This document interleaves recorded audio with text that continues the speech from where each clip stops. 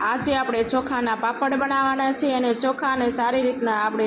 ઘંટીમાં દળીને લોટ બનાવી લેવાનો છે અને એક બાજુ મેં આંધણ મૂકી દીધું છે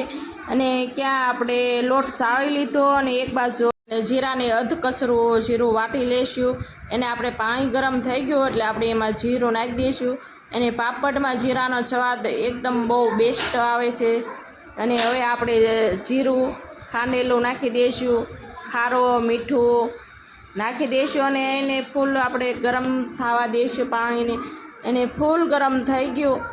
એટલે આપણે હવે ધીમે ધીમે લોટ આપણે નાખી દઈશું, ગાંઠો રહે નહીં એવી રીતના અને સરસ મજાની આપણી થઈ ગઈ છે ખીચી તૈયાર અને બાહુબલીને ઘણી મહેનત કરીને ખીચી થઈ ગઈ તૈયાર અને અડધી કલાક આપણે બફાવા દીધી ખીચીને એટલે સરસ થઈ ગઈ ખીચી। સૌથી વધારે હાર્ડ વર્કિંગ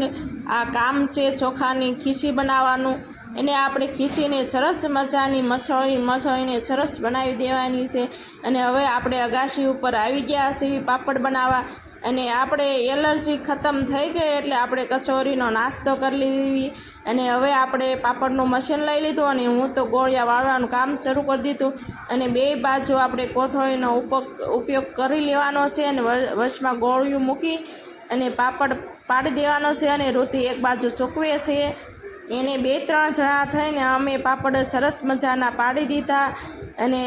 2 ખાટલા ભરાણા, એક અંદર રાખ્યો ખાટલો અને એક ધાબામાં છે અને સરસ મજાના બીજા દિવસે પાપડ સુકાઈ ગયા અને હવે આપણે ઠેલી ભરીને આખા વર્ષ માટે રાખી શકાય એવા પાપડ બનાવી લીધા છે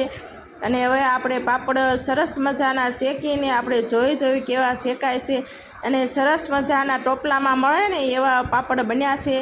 અને ન ખાવાનું મન થતું હોય ને તોય ખાવાનું મન થઈ જાય એને સરસ મજાના પાપડ થઈ ગયા છે અને નેક્સ્ટ વિડીયોમાં મળશું। અમારો વિડીયો ગમે લાઈક કરજો, શેર કરજો, સબસ્ક્રાઇબ